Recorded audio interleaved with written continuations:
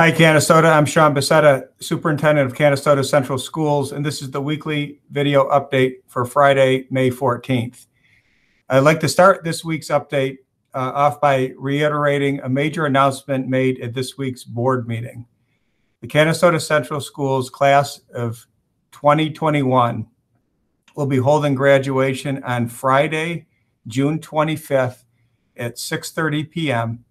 at the International Boxing Hall of Fame venue right here in Canastota. As you know, deciding on the best location for graduation has posed particular challenges this year, since holding indoor events has not been a viable option due to COVID restrictions. And we're also well underway with substantial renovations here at the school with our major new capital project.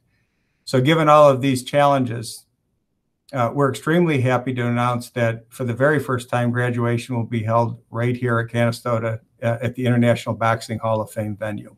What a unique and exciting opportunity for our students. In a year marked by various disruptions and inconveniences, how great is it that the class of 2021 will become the first class to graduate in an International Hall of Fame venue. On behalf of the school, I'd like to thank Mr. Ed Brophy and the Hall of Fame for partnering with us to make this exciting event happen. In the event that weather becomes an issue, a rain date of Saturday, June 26th at 9:30 a.m. has been set. Unlike last year, when only the graduates themselves participated in the ceremony, we also know that there will be some ability to allow family members to attend. Many more details will be forthcoming about the plan for ticket distribution for graduates as the specifics are ironed out and as state requirements are finalized. Many people have been asking about the major announcement made by the CDC yesterday, where the CDC recommended that many of the mask mandates can be lifted for people who are vaccinated, which was obviously encouraging news that we might be rounding the corner on the pandemic. It's important to keep in mind that the CDC makes recommendations, but it will now be up to the states, particularly New York State, for us to adapt any modifications to the current rules. So for now, we and all entities in the state continue with business as usual. There are no changes to our operating procedures until the state makes the changes. And that means no changes to the universal masking and distancing requirements that are currently and have been in place. Usually the state adjusts their guidance based on the CDC recommendations within a couple of weeks. So we'll be monitoring the situation closely and we'll update you as rules impacting schools and school events are modified as guidance changes. One major development this week that impacts schools is the authorization for 12 to 15-year-olds to receive the Pfizer vaccine. Earlier this week, we passed along information from Madison County Health Department promoting their vaccine clinic for 12 to 17-year-olds being held next Tuesday, May 18th at SUNY Morrisville. Please sign up using the link that we provided, or you can also go directly to the Madison County Health Department website to sign up if you're interested. This is one of several options that are now available for 12 to 17-year-olds if they wish to be vaccinated.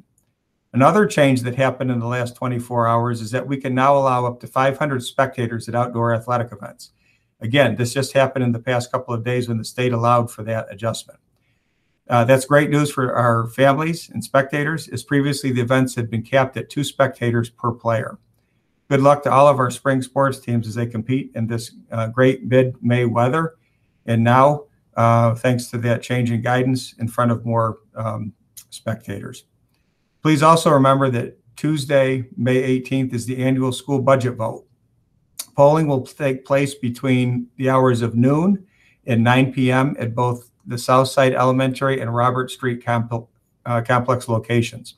So please remember to vote on Tuesday. Included on the ballot are the following items of interest. Number one, the 2021-22 budget proposal, which calls for a 1.79% increase in the local tax levy, which keeps us within the established tax cap while maintaining and expanding programs for our students. Also, a proposal for 2 new 65-passenger school buses. Thirdly, the establishment of an ex officio student board member meaning the student is a non-voting member of the board and would only participate in the public session meetings, not in executive sessions.